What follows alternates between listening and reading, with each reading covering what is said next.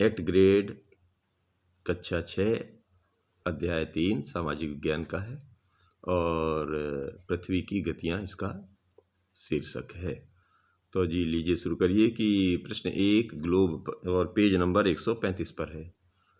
Globe पर दिन रात को विभाजित करने वाले वृत्त को क्या कहते हैं? तो ग्लोब पर वह वृत्त जो दिन तथा रात को विभाजित करता है उसे प्रदीप्त वृत्त कहते हैं। पृथ्वी की गतियों का वर्णन कीजिए।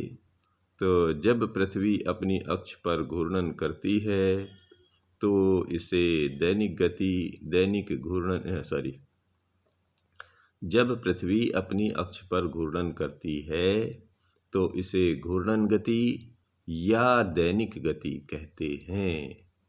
और जब पृथ्वी अपनी कक्ष पर सूर्य के चारों ओर गति करती है तो इसे परिक्रमण गति कहते हैं। अगला प्रश्न है कि पृथ्वी कितने दिन में सूर्य का एक चक्कर पूर्ण करती है? तो जी लिख दीजिए पृथ्वी 1 वर्ष या 365 सही 1/4 दिन में सूर्य का एक चक्कर लगाती है।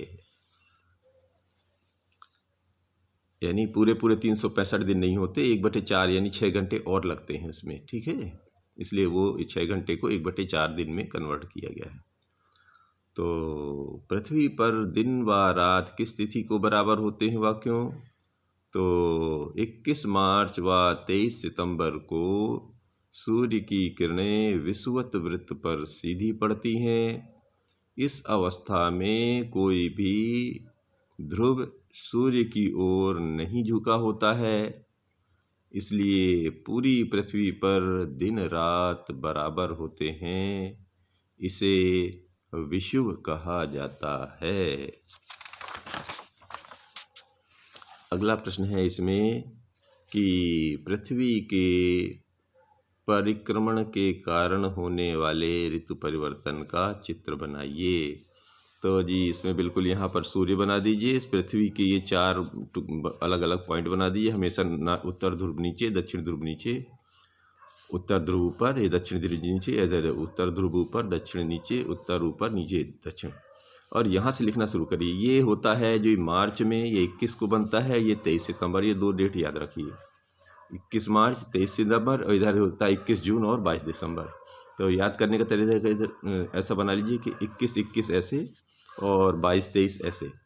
तो इधर क्या होता है, इधर होता है दिसंबर से शुरू करते हैं, तो 22 दिसंबर, ये मार्च, फिर ये जून और ये सितंबर। देखिए ऋतुएं बदल गई, दिसंबर, जनवरी, फरवरी, मार्च, यानी कि 3-3 महीने के गैप के बाद ये 4 बार दिखाया गया है। इसको हम बोलते हैं ऋतु चक्र या ऋतुओं का बनना। बस लिखना है, 3 में सब बाकी लिखा हुआ है, आप इसको देख के लिख सकते हैं। इधर उत्तरी गोलार्ध में शीत ऋतु और दक्षिणी गोलार्ध में इधर दक्षिण ग्रीष्म ऋतु, और इस स्थिति को बोलते हैं दक्षिण अयनांत। अब इधर देखेंगे, जब ये यहाँ देखेंगे सूर्य की किरणें इधर पड़ेगी तो ये तो उधर ठंडा रहेगा, तो इधर बसंत ऋतु होती है और इधर शरद ऋतु होती है, इसको विषुव बोलते हैं। यही हाल इधर भी होता है। तो ठीक जैसे शरद ऋतु इधर थी तो ये शरद इधर आएगी, ये दूर चला जाता है तो ये बसंत ऋतु इधर रहती है। तो ये होता है 23 सितंबर को, तो इन दोनों पर विषुव बनता है। और जिधर दक्षिण अयनांत बना था तो इस तरफ क्या उल्टा हो जाएगा, उत्तर अयनांत। और जी ये सूर्य की तरफ बिल्कुल पड़ गया तो यहाँ ग्रीष्म ऋतु हो जाएगी, और इस सूर्य से ये दूर चला गया तो यहाँ पर ये शीत ऋतु हो जाती है। इस तरह ये बना देना है और ये लिख दीजिए कि पृथ्वी का परिक्रमण एवं ऋतुएं। अब देखिए जी, 1 वर्ष में कितनी ऋतुएं होती हैं? ऋतुओं में परिवर्तन किस कारण होता है? तो सामान्यतः 1 वर्ष को गर्मी, सर्दी, वसंत एवं शरद ऋतुओं में बांटा जाता है। ऋतुओं में परिवर्तन सूर्य के चारों ओर पृथ्वी की स्थिति में परिवर्तन के कारण होता है। क्लियर हो गया? ये देखिए अभी परिवर्तन हुआ है जो ये। तो अगला प्रश्न लिखते हैं। ऑस्ट्रेलिया में क्रिसमस के समय क्रिसमस पर्व में कौन सी ऋतु होती है? तो इसका आंसर लिख दीजिए, ऑस्ट्रेलिया में क्रिसमस पर्व के समय ग्रीष्म ऋतु होती है। और अगला प्रश्न लिखिए, प्रत्येक चौथे वर्ष फरवरी माह 29 दिन का क्यों होता है, समझाइए।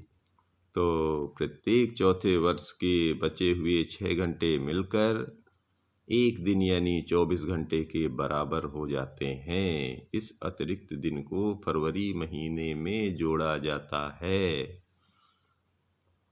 इस प्रकार प्रत्येक चौथे वर्ष फरवरी माह 28 के बदले 29 दिन का होता है। अब अगला प्रश्न है कि पृथ्वी पर उत्तर अयनांत एवं दक्षिण अयनांत की अवस्था कब होती है? तो इसमें लिख दीजिए कि पृथ्वी के उत्तरी गोलार्ध में 21 जून सबसे लंबा दिन तथा सबसे छोटी रात होती है और पृथ्वी की इस अवस्था को उत्तर अयनांत कहते हैं। इसके विपरीत दक्षिण गोलार्ध में 22 दिसंबर को सबसे लंबा दिन तथा रात छोटी होती है। पृथ्वी की इस अवस्था को दक्षिण अयनांत कहते हैं। तो जी 23 सितंबर एवं 21 मार्च को उत्तरी गोलार्ध एवं दक्षिणी गोलार्ध में कौन कौन सी ऋतुएं होती हैं? तो जी बिल्कुल इसको लिख दीजिए कि 23 सितंबर को उत्तरी गोलार्ध में शरद ऋतु होती है, जबकि दक्षिणी गोलार्ध में वसंत ऋतु होती है।